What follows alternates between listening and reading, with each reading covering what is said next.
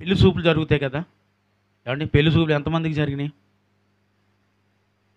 ఇంకా మీకు జరగలేదు కదా, ఎత్తకండి. అమ్మా, జరిగినాయి మీకు జరగలేదా? Love marriage. దేవునికి స్తోత్రం. ఏమండి, పెళ్లి చూపులు జరుగుతాయి కదా. ఆ టైంలో చూసి మనల్ని అంటారు, అమ్మాయి నచ్చిందో లేదో చెప్పు, అబ్బాయి నచ్చిందో లేదో చెప్పు అని అంటారు. అయితే మనం పైకి తలెత్తి పురుషుని స్త్రీని చూసుకుని ఒకరికొకరు ఏమంటారు తెలుసా? నచ్చితే నచ్చిందని, లేకపోతే లేదని చెప్తారు. కొంతమంది నచ్చకపోయినా ఇంటిలో పరిస్థితులను బట్టి, అంటే ఇంటిలో పరిస్థితులు అంటే ఎక్కడ ఉండదు, ఎవరికి ఉండదు చెప్పండి? ఇక్కడ ఉండదు నాన్న, అసలు కదలొద్దు, ఇంకా కూర్చోండి. ఇక్కడ ఉండదు పరిస్థితులు, ఇక్కడ ఉంటాయి. ఆడపిల్ల ప్రతి తండ్రికి ఒక బాధ ఉంటుంది. ఆ బాధ ఏంటంటే కూతురు ఎదిగే కొలది గుండెలు భారం అవుతుందంట. ఆ ఎదిగే కొద్దీ పిల్లను చూసి రోజు రోజు తల్లి తండ్రి అనుకుంటారంట, పిల్ల ఎదుగుతూ ఉంది, వివాహం చేయాలి, ధనం లేదు, తండ్రి ఆదాయం చూస్తే తక్కువ, ఎలా ఈ పిల్లకి వివాహం చేయగలము అని తల్లి కూతురుతో మాట్లాడుతూ ఉంటుంది.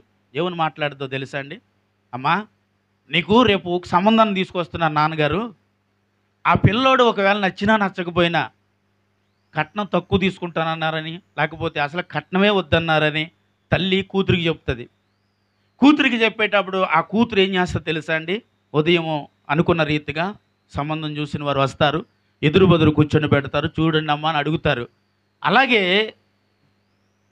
ఆడపిల్లను కూడా తల్లి తండ్రి అడుగుతారు, అమ్మ నీకు అబ్బాయి నచ్చాడా లేదని.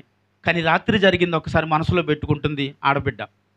రాత్రి జరిగింది మనసులో పెట్టుకుని నచ్చినా నచ్చకపోయినా, ఎందుకంటే అలా ప్రతి స్త్రీకి, అందంగా ఉన్న స్త్రీకి అందంగా ఉన్న భర్త దొరికితే అసలు వివాహాలే జరగవు కదా. అయితే తల్లి రాత్రి చెప్పిన మాటను గుర్తుంచుకుంటుంది.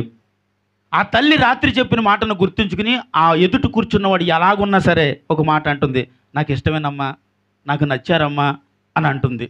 ఎందుకో తెలుసా? ఆ కుటుంబంలో తన పేదరికం కొరకు తల్లి రాత్రి మాట్లాడింది. ఆ మాట్లాడిన విధానాన్ని బట్టి ఆ రాత్రి ఆ పడక మీద పడుకున్న బిడ్డ ఆలోచిస్తూ ఉంది, తండ్రి రేపు నా కొరకు రాబోతున్నవాడు ఎలా ఉంటాడు? ప్రతి స్త్రీకి ఈ కోరిక ఉంటుందండి, తెలుసా మీకు? ప్రతి స్త్రీకి రేపు నన్ను చూసుకోవటానికి వచ్చేవాడు ఎలా ఉంటాడు? వాడు రాకుమారుల్లా ఉండాలి, అందంగా ఉండాలి, హైట్గా ఉండాలి, పర్సనాలిటీ ఉండాలి అని ప్రతి స్త్రీకి ఉండే కోరిక ఇది. ఎందుకంటే పురుషునిగా మీకు ఏ ఆశలు, ఏ కోరికలు ఉంటాయి, వారికి అలాంటి ఆశలు, అలాంటి కోరికలు వారికి ఉంటాయి. అయితే ఇవన్నీ ఆలోచించే సమయంలో తల్లిదండ్రి పక్క గదిలో పడుకున్నారు, వాళ్ళ హాల్లో పడుకున్నారు, బెడ్రూమ్లో కూతురు పడుకుంది. జరిగినట్టు చెప్తున్నారు అంటారు కదా, జరుగుతున్న వాటినే చెప్తున్నాను. వారిద్దరూ హాల్లో పడుకున్నారు, వాళ్ళిద్దరూ మాట్లాడుకుంటున్నారు. ఈ పిల్ల ఆలోచిస్తుంది, గ్రీకు వీరుడా రాజకుమారుడు అని ఆలోచిస్తుంది. ఆలోచించే సమయంలో వారు అంటున్నారు, మరి ఏం చేద్దాం అంటే, చేసేది ఏముందండి, కట్నం వద్దు అంటున్నారు కదా, అప్పో చేసి చక్కగా పెళ్లి మాత్రం జాగ్రత్తగా చేద్దాం అని వీళ్ళిద్దరూ మాట్లాడుకుంటున్నారు. ఆ మాటను ఆలోచిస్తున్న ఈమె వింటుంది. అయ్యో, నాన్న నా కొరకు, అమ్మ నా కొరకు ఆలోచన చేస్తూ ఉంది. ఏమని? కట్నం లేదు, లేకుండా చేసుకుంటారంట, కట్నం అవసరం లేదన్నారంట. కాబట్టి ఒకవేళ నా పెళ్ళికి ఇదే ఆటంకం కాకూడదు. ఏది ఆటంకం కాకూడదు? కట్నమే ఆటంకం కాకూడదు. కాబట్టి వీరు కట్నం ఇచ్చే స్థితిలో నా తల్లి లేదు, నా తండ్రి లేడు. ఎందుకంటే వారు ఆర్థికంగా నలిగిపోయారు, సిదిగిపోయారు. లేకపోతే తండ్రి పని చేయలేకో, తండ్రి బలహీనుడో, తండ్రి అనారోగ్యపాలో, కుటుంబంలో ఎవరు సపోర్ట్ చేసేవారే కాకపోవచ్చు ఆ తండ్రికి తల్లికి. అలాంటి వాళ్ళు చాలామంది నలిగిపోయిన కుటుంబాలు ఉంటుంటాయండి. ఆ టైంలో ఆ పడుకుని ఆలోచిస్తూ వచ్చేవాడు గ్రీకు వీరుడు కాకపోయినా పర్వాలేదు, వచ్చేవాడు రాకుమారుడు కాకపోయినా పర్వాలేదు, వచ్చేవాడు నన్ను మేడ మీద కూర్చోబెట్టకపోయినా పర్వాలేదు, కానీ కనీసం హృదయాన్ని పెట్టుకుని కాపాడేవాడే ఉంటే చాలు అని ఆ రాత్రి ఏడుస్తుంది. ఇంకంతే. స్త్రీకి దేవుడిచ్చిన వరం ఏంటయ్యా అంటే, భర్త ఎలాంటి వాడైనా భరించే హృదయము వాళ్ళకి మాత్రమే ఇచ్చాడంటే దేవుడికి. ఆలోచన చేసింది, ఉదయం జరిగింది, ఆ రాత్రి అయిపోయిన దాన్ని బట్టి, ఉదయాన్నే జరిగిన దాన్ని బట్టి తల్లి అడిగిన తర్వాత, నాకు చాలా ఇష్టం అమ్మ అంటుంది. నీకు నచ్చారమ్మా? నిజంగా చెప్పాలంటే అసలు ఆమెకి నచ్చలే, కానీ ఏమంటుంది తెలుసా? నచ్చారమ్మా అంటుంది. ఆ తర్వాత వీరు చాలా ఆనందపడి ఏమంటారు తెలుసా? అందరితో 10 మందిలోనూ బయటికి వెళ్ళిపోయి, నా కుమార్తెకి వివాహం కుదిరిందండి, వచ్చే నెలలో వివాహం పెట్టుకుంటున్నామండి, కొద్దిగా ఆర్థిక పరిస్థితి అండి, ధనం కావాలి అని పాపం ఈ తల్లి తండ్రి మళ్ళీ కొంతమంది చేతులు పెట్టుకోవాల్సిన పరిస్థితిని కూడా అక్కడ చూస్తాం.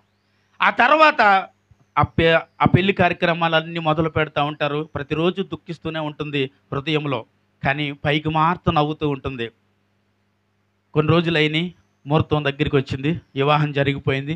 తర్వాత ఏలుబాటు చేస్తూ ఉంటాడు చాలా భయంకరంగా. ఒకవేళ దేవుడు మహాకృపను బట్టి, ఆమె ఆలోచనను బట్టి, ఒకవేళ భక్తిపుర్రలో ఏడ్చి, ఒకవేళ ఎలాంటి వాడైనా పర్వాలేదయ్యా, పువ్వుల్లో పెట్టి చూసుకుంటే చాలు, బాధ పెట్టకుండా, త్రాగకుండా, నేనున్నప్పుడు బయట స్త్రీ దగ్గరికి పోకుండా, అవమానకరమైన పరిస్థితులు నా భర్త వల్ల రాకుండా ఉండాలని ఆ స్త్రీ ఎన్నో రాత్రులు బాధపడుతూ ఉంటుంది. ఒకవేళ భర్త అలాంటి వాడైతే, అలాంటి సమయంలో తల్లి అంటుంది, తల్లిదండ్రి వస్తారు చూడటానికి, అమ్మ ఎలా ఉంది జీవితం అంటే, చాలా బాగుంది, కానీ లోపల ఉండే దుఃఖం ఏంటో తెలుసా అమ్మ, ఇలాంటి వాడికి నన్ను కట్టిపెట్టారు, డబ్బులకు ఆశపడా ఇలాంటి వారికి కట్టిపెట్టారు, వీరు డబ్బున్నవారని కదా మీరు ఇచ్చి వివాహం చేశారు, కానీ వీడికి డబ్బు ఉంది, అధికారం ఉంది, అన్నీ ఉన్నాయి, అహంకారం ఉంది, ప్రేమ మార్తం లేదమ్మా అంటుంది. కానీ పైకి చెప్పలేదు, పైకి చెప్పుకోలేదండి. తల్లి వస్తుంది, తండ్రి వస్తుంది, చూస్తారు, చూసి అడిగినప్పుడు ఎంత హ్యాపీగా ఉంది కదా మన బిడ్డ, వారికి ఏం తెలుస్తుంది? ఎందుకంటే ఆమె పైన పెదాలపై సిరినవ్వుతో మాత్రమే తల్లికి తండ్రికి సమాధానం ఇస్తుంది, తల్లికి తండ్రికి సమాధానం ఇస్తుంది. కానీ తన జీవితంలో అనుకుంటుంది, మిమ్మల్ని బట్టే కదమ్మా, మీ పరిస్థితిని బట్టే కదమ్మా నేను ఇలాంటి వాడిని కట్టుకున్నాను అని. కొంతమంది జీవితాలు నేను చూస్తూ ఉన్నప్పుడు నాకు చాలా బాధ అనిపిస్తుందండి. కాబట్టి ప్రతి పురుషుడు స్త్రీ మీద అధికారం చలాయించడమే కాదు, వారిని గుండెల్లో పెట్టి కాపాడుకోగలగాలి. ఆమెన్. ఏం చేయాలి చెప్పండి? మీరు కూడా ఆలోచన బాగా చేయండి. ఎందుకంటే మీరు యవ్వనస్తులు, ఫ్యూచర్లో మీ జీవితాల్లో ఈ పరిస్థితులు రాకూడదు. మిమ్మల్ని మీ మీద ఆశపడి వస్తుంది. ఇప్పుడు నేను చెప్తున్నాను, తల ఎత్తి చూడమ్మా నీకు ఎలా ఉన్నాడని అడిగేటప్పుడు అన్నది కదా, బాగున్నారు, నచ్చారని చెప్పింది కదా. ఆ తర్వాత వివాహం అయిన తర్వాత అప్పగింతలు ఇస్తారు కదండి. అప్పగింతలు అంటే, ఇదిగో ఈ రోజు నుంచి ఈమెను అయ్యా కంటికి రెప్పలా కాపాడుకో, తప్పు చేసినా ఒప్పు చేసినా మనసులో పెట్టుకో. కొన్ని విషయాలు అంటే నేను చెప్పలేకపోతున్నాను, కానీ ఇలాంటి విషయాలు కొన్ని చెప్పి ఆడపిల్ల చేతిని మగబిడ్డ వివాహం చేయబడిన వారి చేతిలో అప్పగిస్తారు. మీకు విషయం తెలుసా? పెళ్ళి కొడుకు చేతికే అప్పగించరు, వారి తల్లికి, తండ్రికి, ఆడపడుచులకి అందరికీ అప్పగింతిస్తారు. ఎందుకో తెలుసా? వివాహం చేసుకున్న తర్వాత తన భర్త ఒక్కడైతేనే మంచిది అయితే సరిపోడు, భార్య ఒక్కదే మంచిదైతే సరిపోదు, కుటుంబం అంతా మంచిది కావాలి. నిజం, కుటుంబం అంతా మంచిదైతేనే ఆ ఇంటిలో అడుగుపెట్టిన ఆమె జీవితం సంతోషంగా ఉంటుందండి. ఆమె ఎందుకంటే మనం ఏమంటాం తెలుసా? ఏమన్నా అత్తగారు ఎలాంటిది అయితే ఎందుకు, మా అంగారు ఎలాంటి వాడైతే ఎందుకు, కట్టుకున్న భర్త మంచోడు కదా, కట్టుకున్న భార్య మంచిది కదా అని అంటారు. లేదండి, కుటుంబం అంతా మంచిది కావాలి. కుటుంబం అంతా మంచిదైతేనే ఆ కుటుంబము సంతోషముగా ఉంటుంది.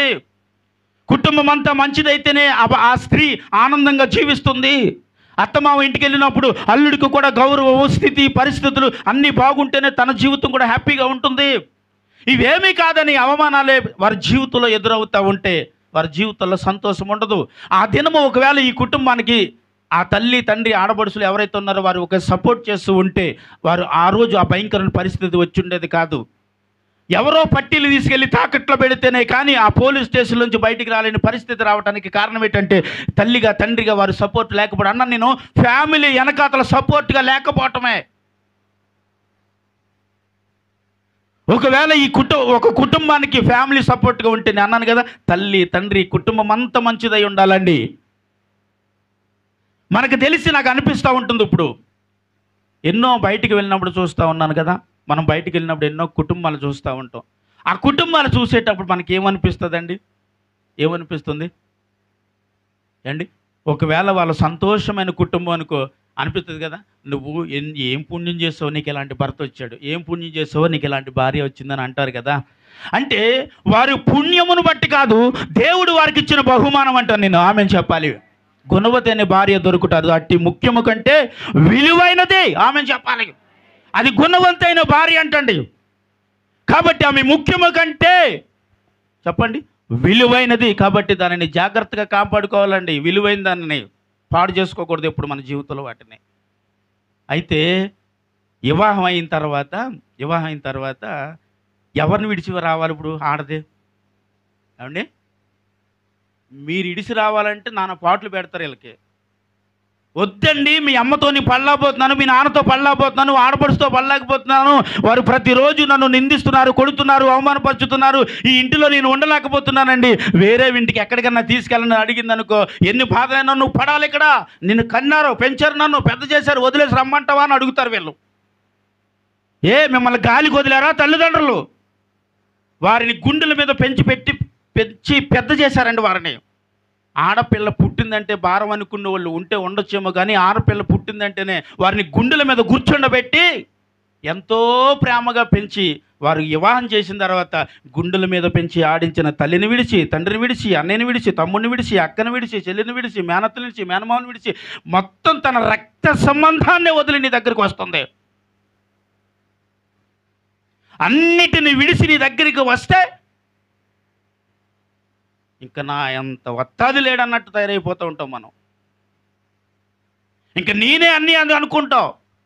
నీకు విషయం చెప్పనా, అవన్నీ విడిచి వచ్చింది కదా, తన లోకమంతా ఇంకా నీవే. ఆమె తన లోకమంతా నీవే. తన తమ్ముడు, అన్నయ్య, అక్క, చెల్లి, అమ్మ, నాన్న అందరినీ నీలోనే చూసుకోవాలనుకుంటుందండి ఆమె. ఎందుకంటే అందరినీ వదిలొచ్చేసింది. వదిలి వచ్చిన తర్వాత ఆ ప్రేమను మరలా కోరేది భర్తలో మాత్రమే ఆడది. ఆమె చెప్పరే, నిజం. తండ్రి ప్రేమ, తల్లి ప్రేమ, తోడబుట్టిన వాళ్ళ ప్రేమ మళ్ళీ ఎవరిలో కోరుకుంటుందో తెలుసా అండి? భర్తలోనే కోరుకుంటుంది. కాబట్టి నువ్వు వీలైనంత మట్టికి భార్యను ప్రేమించగలగాలి.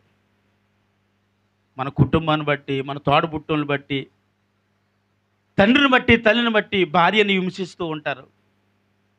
వద్దండి, అలా చేయొద్దు, వద్దు. ఎందుకంటే సర్వస్వం సమస్తాన్ని విడిచి వచ్చిన వారు వీరు. భూమికి ఉన్న ఓర్పిచ్చాడు దేవుడు స్త్రీకి. భూమి ఎంత బాధపడుతున్నప్పటికీ మనల్ని అందరినీ మోసం చూశారు. అలాగే ఎన్ని బాధలు తన జీవితంలో అనుభవిస్తున్నా, నువ్వు ఎన్ని తిట్టినా, ఎన్ని అవమానపరిచినా, నువ్వు అలాంటిదని, నీ బాబు అలాంటివాడు, నీ అమ్మ లాంటిదని తిడుతున్నా, కన్న తండ్రిని, కన్న తల్లిని తిడుతా ఉన్నా, గుండెంతా భారం అయిపోతున్నా, భర్త ఎదురుగుంటా నవ్వుతా తిరుగుతూ ఉంటుంది ఆడది. మళ్ళీ ఒక్కొక్కసారి పడుకుని నేను ఆలోచన చేస్తూ ఉంటానండి. ఎందుకంటే ఆడబిడ్డ తండ్రిని కదా. నాకేమనిపిస్తుందో తెలుసా అండి, ఎంతోమందిని చూస్తూ ఉన్నామయ్యా, ఈరోజు యవ్వనస్తులు సరైన మార్గంలో నడవట్లేదు, దేవుని మార్గంలో నడవట్లేదు, లోకానుసారంగా జీవిస్తూ లోకానుసారంగా బ్రతుకుతున్నారు.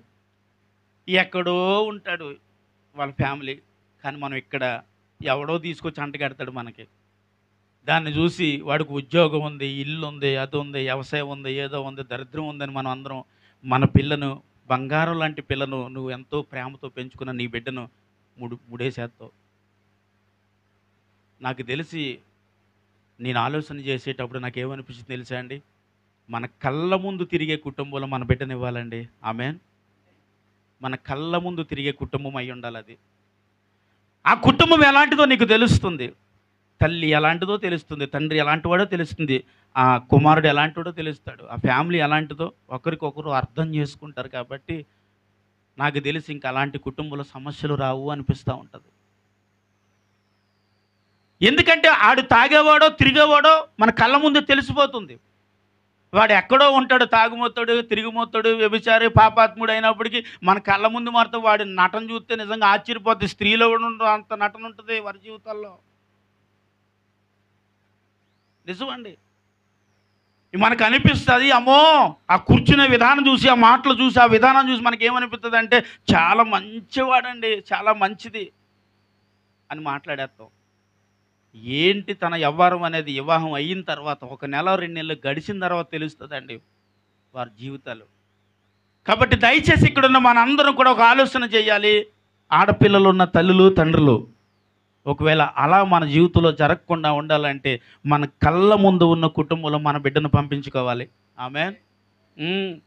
ఎక్కడెక్కడికో ఈరోజు విదేశాల్లో ఉద్యోగాలని చేస్తూ ఉంటే వాడు ఇక్కడ పెళ్లి చేసుకుని తీసుకెళ్ళి విదేశాలు తీసుకెళ్ళి అమ్మేస్తున్నాడు. చాలా భయంకరంగా ఉన్నారండి ఈరోజు. కాబట్టి స్త్రీ అనేది అమూల్యమైనది, ముత్యము కంటే విలువైనదంట. ఆమెన్. కాబట్టి జాగ్రత్తగా దాన్ని మనం కాపాడుకోవాలంతే. కాబట్టి తల్లిని బట్టి, తండ్రిని బట్టి భార్యను అవమానపరచొద్దు, భార్యను నిందించొద్దు, భార్య పట్ల అసహ్యకరంగా ప్రవర్తించొద్దు. మన ప్రాణం ఉన్నంత వరకు నిన్ను నమ్ముకుని నీవే తన సర్వస్వం అనుకుని నీ వెంట వచ్చింది కాబట్టి నువ్వు బ్రతికి ఉన్నంత వరకు ఆమెను సంతోషపరచడానికి ప్రయత్నించండి. ఆమె చెప్పండి హల్లెలూయా. ఆమె బ్రతికి ఉన్నంత వరకు ఏం చేయాలి చెప్పండి?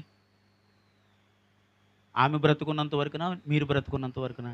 అది ఆమె బ్రతుకున్నంత వరకు అంటే మనం చెప్పలేం. ఆమె ముందు చనిపోతాం, మనం ముందు చనిపోతాం తెలియదు. కాబట్టి నేను బ్రతికి ఉన్నంత వరకు ఆమెను చాలా జాగ్రత్తగా కాపాడుకోవాలండి. హల్లెలూయా.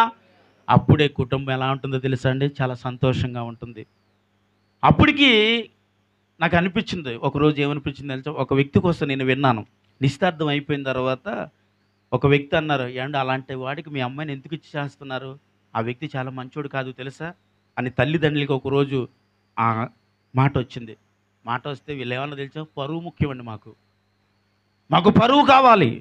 ఒకసారి నిశ్చితార్థం అయిపోయింది, వాడు ఎలాంటి అవనివ్వండి, పిల్ల మార్చుకుంటుంది, పిల్ల జాగ్రత్తగా బ్రతుకుతుంది, అత్తగారు మంచిది, మామగారు మంచోడు, వాళ్ళకి చేను ఉంది, వ్యవసాయం ఉంది అని చెప్పి ఏం చేశారండి? నిశ్చితార్థమైందని ఒకే ఒక మాటకు వాళ్ళ గౌరవం విలువ పాడైపోతుందని కట్టబెట్టారు. తర్వాత జీవితం అంతా కళ్ళ ముందు ఏడుస్తూ ఉంటుంటే, అయ్యయ్యో తప్పు చేశాం, ఆ రోజు నిజం తెలిసినప్పుడే ఆపేసి ఉంటే ఇంత పరిస్థితి వచ్చిండేదా? ఈరోజు మీకు తెలుసా, ఎన్నో వివాహం తాళి కట్టే సమయంలో ఆగిపోయిన పెళ్ళిళ్ళు ఉన్నాయి, నిశ్చితార్థం అయిన తర్వాత ఆగిపోయిన పెళ్ళిళ్ళు ఉన్నాయి. ఎందుకు ఆగిపోతున్నాయి?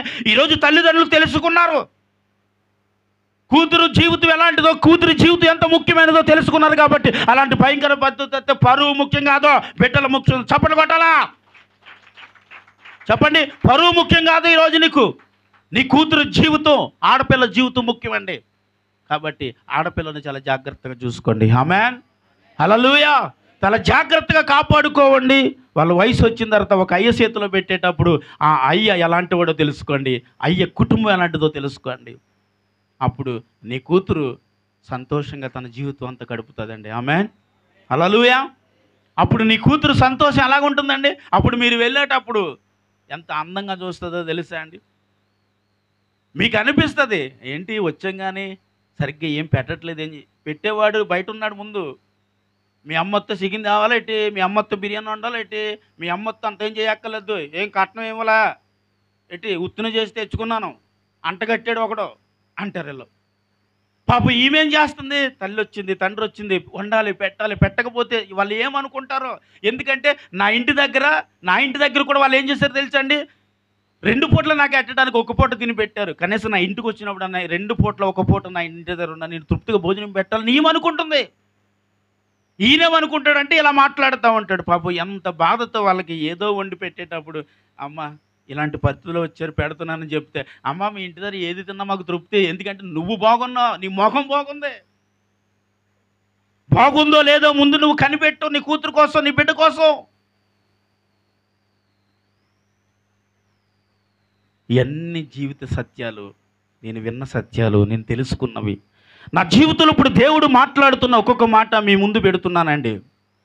కాబట్టి ఒకవేళ ఇక్కడ ఆడపిల్ల తల్లులున్నా తండ్రులున్నా ఓకే, ఒకవేళ మీరే మగబిడ్డలు తల్లులు తండ్రులు అయినా సరే ఓకే, మీ ఇంటికి వచ్చేది కనీసం కూతురిగా చూడకపోయినా పర్వాలేదు, కానీ మీరు కనీసం కోడలుగానే చూడటానికి ప్రయత్నం చేయండి. కానీ నేను అనే మాట తెలుసా? కూతురిగానే చూడండి. ఆమేన్. ఎలా చూడాలి? కూతురిగానే చూడండి. ఎందుకంటే ఆ తల్లి తండ్రి చేతిలో పెట్టేటప్పుడు అన్న మాట ఏంటో తెలుసా అండి? తప్పు చేసిన ఒప్పు చేసిన మనసులో పెట్టుకోండి అన్నారు. అప్పగింతలు ఇచ్చేటప్పుడు నీకు అప్పగించేటప్పుడు మనసులో పెట్టుకోండి, అయ్యా చిన్న చిన్న తప్పులు పొరపాట్లు చేస్తూ ఉంటుంది నా బిడ్డ, కాబట్టి అలాంటివి ఏమీ మనసులో తెచ్చుకోకు అని చేతికి నీకు అప్పగించిన తర్వాత మనం ఇంటికి తెచ్చుకున్నాం. కాబట్టి ఆ అప్పగింపబడిన దానిని మనం జాగ్రత్తగా మనం ఇచ్చిన మాట కట్టుబడే వరకు వాళ్ళని ఎప్పుడు సంతోషపరచడానికి మాత్రమే ప్రయత్నం చేయాలి. ఆమేన్. హల్లెలూయా. ఇక్కడ వివాహాలు జరిగిన మీరు, వివాహాలు జరగాల్సిన బిడ్డలు కూడా ఉన్నారు. కాబట్టి మీ జీవితాలు మీ చేతులకు తీసుకోవద్దు. మీ జీవితాలు మీ చేతులకు తీసుకోకుండా మీ తల్లిదండ్రులకి అప్పగించండి. ఇలాంటి వాక్యాలు మనం వినేటప్పుడు, అమ్మో అరేంజ్ మ్యారేజ్లు వద్దంట, వేస్ట్ అంట, ఇలా ఉంటున్నాయంట, కాబట్టి నేనే చూసేసుకుంటానని కూడా వద్దు. లవ్ మ్యారేజ్ సక్సెస్ లేదు, అరేంజ్ మ్యారేజ్ సక్సెస్ లేదు. దేవుడు కాపుదల అంటే దేవుని కృపలో ఏ ఏ భార్యను ఏ భర్తనైతే వారు వేరుపరచకుండానట్లుగా వారిని జతపరుచుతారో వారు మాత్రమే సదాకాలం భార్యాభర్తలుగా సంతోషంగా జీవిస్తారండి. ఆమె ఎందుకంటే అక్కడ వాక్యంలో రాయబడి ఉంది, వీరు దేవుని జతపరిచిన వారు కాబట్టి వీరిని మనుషులు వేరుపరచరాదని వాక్యంలో రాయబడి ఉందండి. కానీ ఈరోజు ఈ వేరుపరచబడే పరిస్థితి ఎన్నో కుటుంబాల్లో చూసేటప్పుడు మనకు అనిపిస్తుంది. అప్పుడు అంటారు వీరు, ముందే తెలుసుకుని ఉంటే ఇంతవరకు వచ్చి ఉండేది కాదు, ముందే తెలుసుకుని వాడు ఎలాంటోడో ఆమె ఎలాంటిదో తెలుసుకుని మనం వివాహం చేస్తుంటే ఈ పరిస్థితి మనకు వచ్చి ఉండేది కాదు అని ఆ తర్వాత ఏడుస్తాం. ఏమొద్దు, తర్వాత ఏడొద్దు, ముందే మనం ఏం చేయాలి, తెలుసుకొనాలి. నీ బిడ్డ కొరకు దేవుని దగ్గర పెట్టాలి. ప్రభా ఇది నీ చిత్తమా కాదా అని అడగాలి. అప్పుడు మాత్రమే వారు సంతోషంగా జీవించగలరండి. ఆమేన్.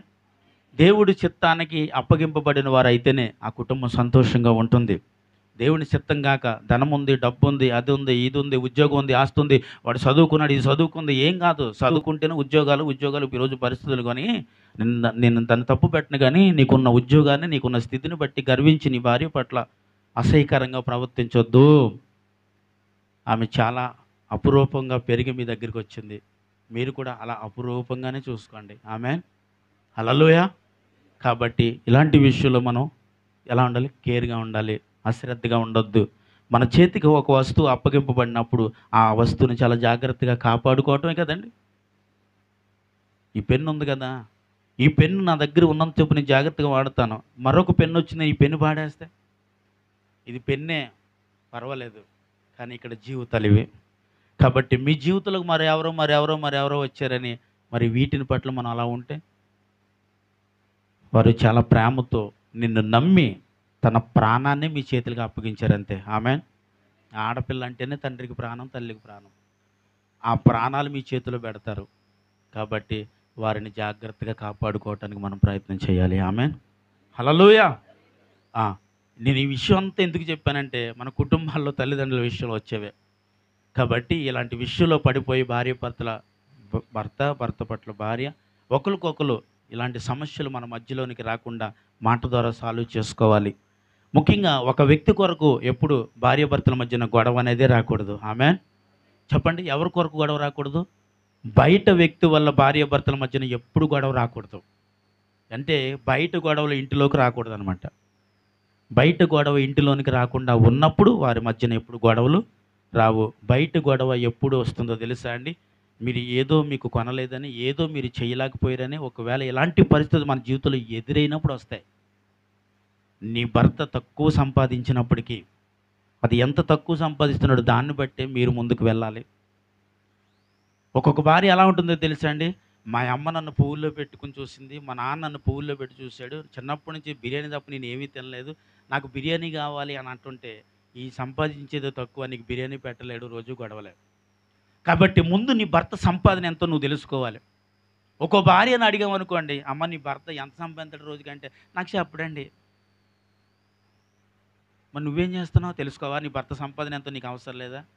ఇక్కడ అడిగావు అనుకోండి, నీ భార్యకి చెప్పు అంటే, అబ్బాయి నేను అలాంటి నా భార్యకి చెప్పనండి. చెప్పాలి. చెప్పకపోతే కుటుంబంలో ఏముండదు. నువ్వు నీ సంపాదన ఎంతో నీ భార్యకి తెలియాలి. అప్పుడే నీ భార్య ఏది కొనాలో, ఏది తినాలో ఆలోచన అక్కడ చేస్తుంది.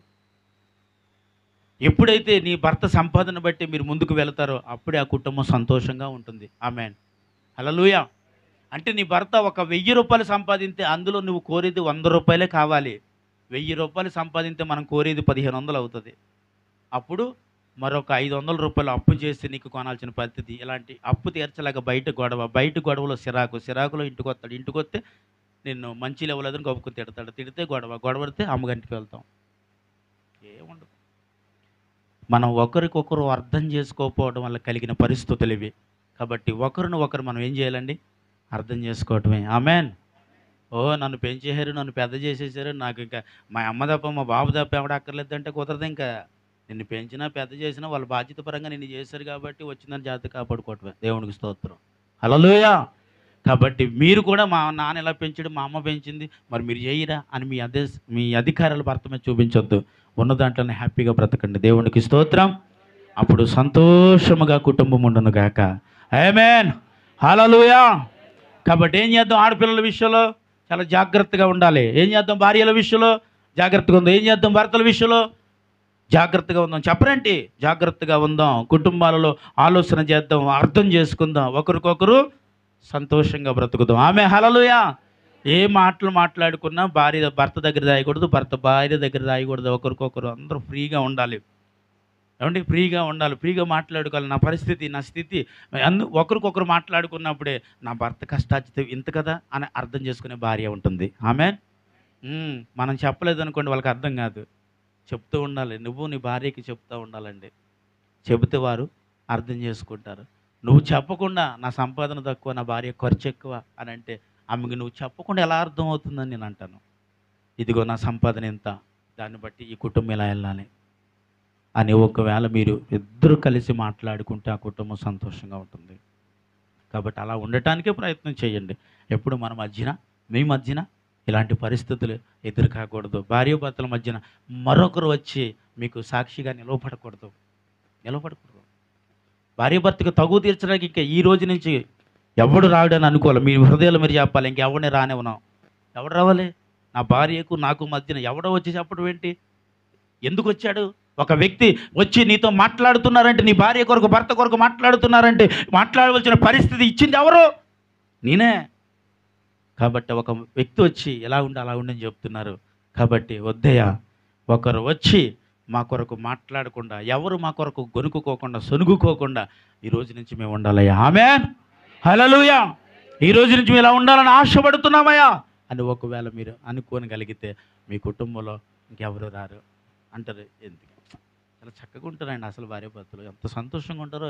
ఎప్పుడు వెళ్తారో తెలదో, ఎప్పుడు వస్తారో తెలదో, ఎలా ఉంటుందో తెలదో, ఒక మాట బయటికి వినపడదు అని 10 మంది నీతో చెప్పుకునేటట్టుగా, మీ కుటుంబం కొరకు చెప్పుకునేటట్లుగా ఉండాలి. నేనన్నా ఒక విషయం చెప్పనా? అలా చెప్పుకునే కుటుంబం క్రైస్తవ కుటుంబం కావాలి. ఆమేన్, క్రైస్తవ కుటుంబం కావాలి. ఎందుకంటే క్రైస్తవ కుటుంబం ఎందుకు ఎలా ఉంటుందంటే వాక్యానుసారంగా వారు జీవించేవారు కాబట్టి. హల్లెలూయా. వాక్యానుసారంగా వారు జీవిస్తారు కాబట్టి, వాక్యానికి భయపడతారు కాబట్టి, దేవునికి భయపడతారు కాబట్టి, భర్తకు లోపడతారు కాబట్టి, భార్యను ప్రేమిస్తారు కాబట్టి, వాక్యం మనకు తెలుసు కాబట్టి ఎలా బ్రతకాలో మనకి దేవుడు ప్రతిరోజు మనకి బోధిస్తున్నాడు. దేవుడి మాటలు వింటున్నాం కాబట్టి ఆ మాట అనుసారంగా మనం ఒకవేళ ముందుకు వెళితే మన కుటుంబాలు సంతోషంగా ఉంటాయి. ఆమె హల్లెలూయా. కాబట్టి అట్టి రీతిగా మిమ్మల్ని, మీ కుటుంబాలు దీవింపబడాలని, ఆశీర్వదింపబడాలని ప్రేమపూర్వకంగా ఈ మాటలన్నీ పరిశుద్ధాత్మ పేరునతో మీకు అందించాను. ఒకరి జీవితాలను కళ్ళకు కట్టినట్టు సినిమా కనిపించినట్లు కనిపిస్తుంది నాకైతే. మీకు చెబుతూనే ఉన్నాను కానీ నా కళ్ళ ముందు కనిపించేస్తూ ఉంది సినిమా కింద. అది అలా ఎప్పుడైతే మనం లీలమైపోతామో అప్పుడే మనం హ్యాపీగా బ్రతుకుతామంటే నిజంగా. ఎప్పుడైతే మనం ఆలోచన, నేను మాట్లాడేది మాట, నేను ఏదైతే నేను తెలియజేస్తున్నానో దాన్ని నీ కళ్ళ ముందు కనిపించేయాలి.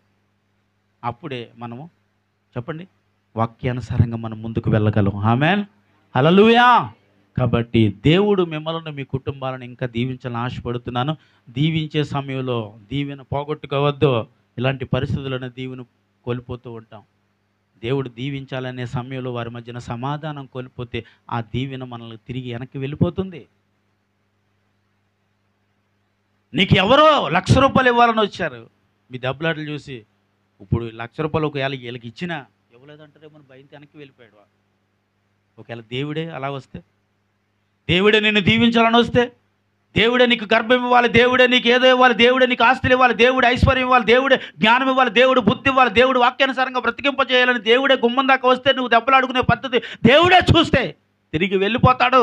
దేవుడు ఒక్క మారు తలుపు తట్టును, రెండో మారు తలుపు తట్టును, ఇంకా మూడో మారు తట్టడేమో జాగ్రత్త. కాబట్టి ఆ తలుపు తట్టే సమయంలో మనం నవ్వుకుంటూ ఉండేటట్టుగా ఉండాలి నీ కుటుంబం. సంతోషంగా ప్రభువుకి కనిపించినట్లు ఉండాలి నీ కుటుంబం. అప్పుడు దేవుడు సంతోషంగా నీకు ఇవ్వాల్సిన దీవెనలు ఇచ్చి వెళ్ళిపోతాడు. ఆమేన్, హల్లెలూయా. ఆ దీవెనలు పొందుకోవటానికి మన కుటుంబంలో ఏముండాలి చెప్పండి? సమాధానం, సంతోషం, ఐక్యత ఇవన్నీ ఉండాలి. ఒకే విషయం అండి, ఇంకా ఫైనల్గా నేను చెప్పేస్తున్నాను. భార్యను ఏం చేయాలి మనం? ఏమండి, వివాహం చేసుకున్నవారు జాగ్రత్తగా వినండి, చాలా జాగ్రత్తగా పడుకోండి. చేసుకోవలసిన వాళ్ళు జాగ్రత్తగా వినండి, జాగ్రత్తగా ప్రయాసపడండి. ఇలాంటి విషయంలో మనం ఎంత జాగ్రత్తగా ఉంటే అంత దేవుడు మిమ్మల్ని హెచ్చిస్తూనే ఉంటాడు. నీ భార్య ఏడుస్తుంటే నువ్వు ఎక్కడికి వెళ్ళినా విజయం నీకు ఉండదు. నీ భర్త నీ వల్ల ఏడుస్తున్నా, నువ్వు ఏది చేసినా తలపెట్టినా అవ్వదు. నువ్వు సరైన వంట వండాలన్నా వండలేవు, మాడుతూనే ఉంటావు, కారం ఎక్కువైపోద్ది, ఉప్పు ఎక్కువైపోద్ది. ఈ అమ్మాయి ఎలాగ వండేవేటిది ఎవరన్నా అడిగారు? పొద్దున్నుంచి మనశ్శాంతి లేదండి, భర్తతో బాధ అండి, భర్తతో తివాట్లండి, భర్తతో తిట్టులండి, మనసు బాగోలేదండి, ఏం చేయాలన్నా చేయలేకపోతున్నానండి అంటే నీకు కూడా ఏముండదు? మనశ్శాంతి లేకపోతే ఏమి లేదు, విజయం లేదు. చెయ్యాలనుకున్నది చెయ్యలేవు. నీవైనా చెయ్యాలనుకున్నది చెయ్యలేవు. ఎక్కడికి వెళ్ళినా రాత్రి జరిగిందే గుర్తొస్తూ ఉంటుంది. ఎక్కడెక్కడికో తిరుగుతూ ఉంటాం, ఎక్కడెక్కడికో వెళ్ళి వస్తూ ఉంటాం. ఆ ప్రయాణంలో ఇవన్నీ ఆలోచిస్తూ వెళ్ళి ఏ పరిస్థితిలో పడతా ఉంటామో. కాబట్టి దేని కొరకు ఆలోచించాలంటే దేవుని కొరకు ఆలోచిస్తే నా ఫ్యామిలీ ఎలా ఉంది, నా బిడ్డలు ఎలా ఉన్నారు, నా భార్య ఎలా ఉంది, నా భర్త ఎలా ఉన్నాడు అని వారు ఆనందించేటట్లుగా నీకు ఫ్యామిలీ ఉండాలి. ఆమెన్. అలా ఉండాలంటే మనం ఎలా ఉండాలండి? వాక్యానుసారంగా ముందుకు వెళ్ళాలి. బిడ్డల విషయంలో మంచి నిర్ణయాలు తీసుకోవాలి. ఆమెన్. బిడ్డలకు వాళ్ళ నిర్ణయాలు వారి చేతులకి అప్పగించేయకండి. మీరు కూడా ఏమంటారు? సమ్మతి లేని సుడిగుండాలే ఆవరించగా, గమనము లేని పోరాటాలే తరుముచుండగా, నిరుపేదనైన నా ఎడల సందేహమేమి లేకుండా, హేతువేలేని ప్రేమ చూపించి సిలువ చాటునే దాచావు. కొద్ది మాట నా ప్రభు దీవించి ఆశీర్వదించును గాక. మోకరించండి, ఇంక ప్రార్థన చేసేస్తాను ఇంకా.